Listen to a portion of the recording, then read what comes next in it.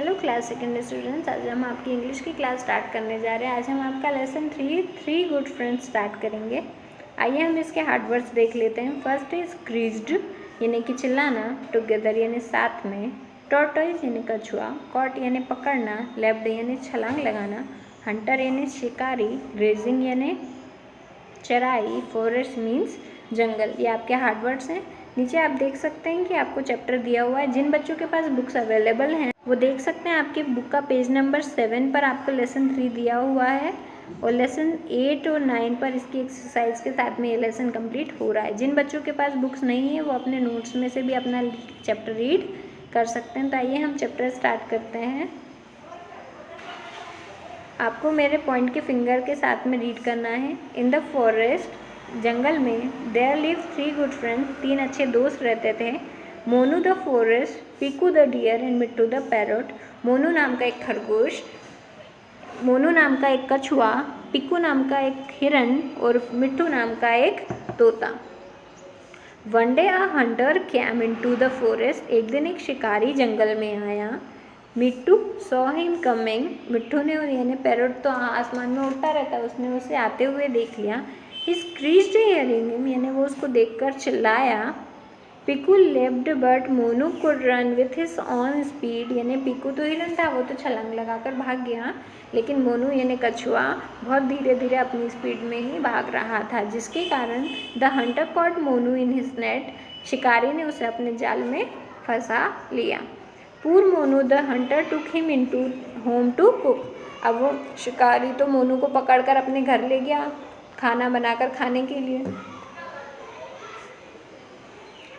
Mittu went after them, he came back to see Piku, Mittu went after them, और मिट्टू यानी कि हवा में उड़ते उड़ते वो हंटर के पीछे गया उसको देखने के लिए। ही came back to see Piku, और उसके बाद वो वहाँ से उसे देखकर वापस पीकू यानी अपने दूसरे फ्रेंड हिरन के पास में आया। डू समथिंग और Hunter will cook Monu, I will seen in his house, यानी कि वह पीकू से क्या बोल रहा था कि डू समथिंग यानी कुछ करो, हंटर विल कुक मोनू यानी कि वो शिकारी कछुए यानी मोनू को खाना बनाकर खा लेगा। I will seen his house, मैंने उसका घर देखा है, मैं उसके घर पर देखकर आ रहा हूँ। Mittu set Piku thought an idea, Mittu ने ऐसा पीकू से कहा तो पीकू को एक आइडिया आया। He told Mittu that he will go and stand in front of hunters house, उसने उससे कहा कि हम शिकारी के घर के बाहर जाकर मैं खड़ा हो जाऊंगा। Both of them went together, वो दोनों मिट्टू और पीकू दोनों साथ में जाने लगे। Piku started grazing in front of the Hunter house, Piku यानी कि हिरन ने उस शिकारी के घर के बाहर ग्रेजिंग यानी कि चराई करना यानी घास खाना शुरू किया। And Mittu set on a tree beside the house, और मिट्टू उसके घर के पास के पेड़ पर जाकर बैठ गया। As soon as the hunter saw Piku he said to himself, यानी कि जैसे ही शिकारी ने हिरन यानी पीकू को देखा, ही सेड टू हिमसेल्फ, उसने अपने आप से कहा, wow a deer, today I will have a feast with a tortoise and a deer. Feast यानी होता है दावत, तो वो अपने आप से कहने लगा कि वाओ एक हिरन, यानी कि आज तो मेरी दावत है, मुझे एक खरगोश और एक हिरन दोनों खाने को मिलेंगे। I will not let it go, मैं इसे जाने नहीं दूंगा। The Hunter picked up his gun and run after Piku, शिकारी ने अपनी गन यानी बंदूक उठाई और वह पीकू के पीछे भागा। Meanwhile Mittu helped Monu to escape from the hunter's house, इसके बाद में वो जैसे ही हंटर पीकू के पीछे भागा, अपना घर उसने छोड़ा, तो वैसे ही मिट्टू ने मोनू की हेल्प करके उसे हंटर यानी कि शिकारी के घर से बाहर निकाल लिया। पीकू रन लाइक विंड, अब पीकू तो हिरन था, वो तो छलांग लगाकर बहुत तेज़ भागता था, तो वो हवा के जैसा तेज़ भागकर वहाँ से गायब हो गया। तो द हंटर गॉट टायर्ड, और वो शिकारी उसके पीछे भागते भागते थक गया। And gave up the idea of catching him, और उसे पकड़ने के बारे में जो सोचा था उस चीज़ को छोड़ दिया। दस Piku and Mittu save their friend Monu, इस तरीके से पीकू और मिट्टू ने अपने फ्रेंड मोनू को बचा लिया। इसी के साथ में आपका लेसन कंप्लीट होता है। और आपको इस चैप्टर से क्या याद रखना चाहिए? Remember always help your friends. हमें याद रखना चाहिए कि हमें हमेशा अपने फ्रेंड्स की हेल्प करनी चाहिए। ओके, नेक्स्ट हम देख सकते हैं, आपको इस चैप्टर के क्वेश्चन आंसर्स नीचे दिए हुए हैं। आपको ये क्वेश्चन आंसर रफ कॉपी में राइट भी करने हैं और लर्न में भी करने हैं। यहाँ पर आपको फर्स्ट क्वेश्चन दिया हुआ है, answer the following question. First name the 3 friends, यानी आपको उन 3 फ्रेंड्स के नेम बताना है। तो क्या क्या थे? Monu the tortoise, Piku the deer and Mittu the parrot, यानी कि मोनू, पीकू एंड मिट्टू। तो यहाँ पर आपको नेम द 3 फ्रेंड्स में firstly MONU Monu, PEEKU Piku and MITTU Mittu right करना है। वर द 3 फ्रेंड्स, एंड ये तीनों क्या थे? अच्छे दोस्त थे। तो आपको नेम का फर्स्ट लेटर कैपिटल राइट करना है। आपको आंसर के लिए यहाँ इन जगह दी गई है, आपको ये भी फिल करना है। सेकेंड आपको question, what did Mittu do when he saw the hunter, Mittu ने क्या किया जब उसने शिकारी को देखा था? तो उसने जैसे ही शिकारी को देखा वो उसको सुनकर जोर से चिल्लाया। तो Mittu screeched when he saw the hunter, Mittu ने चिल्लाया जब उसने उसे देखा। तो आपको Mittu screeched and when he saw the hunter as it is, आपको मिट्टू स्क्रेज्ड की स्पेलिंग लर्न करनी है और यहाँ नीचे राइट भी करना है।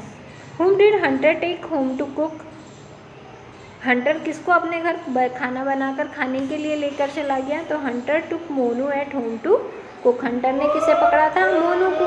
तो हंटर टुक मोनू, टेक का सेकेंड फॉर्म आपको यहाँ टुक राइट करना है और फिर Monu, home to cook as it is इसमें से आएगा। थर्ड क्वेश्चन आप देख लेते हैं, यहाँ आपको दिया हाउ डिड पीकू रन, यानी कि पीकू किसकी तरह भागता है? तो पीकू तो बहुत तेज, यानी हवा जितनी तेज चलती है उतनी तेज गति से वो भाग लेता है।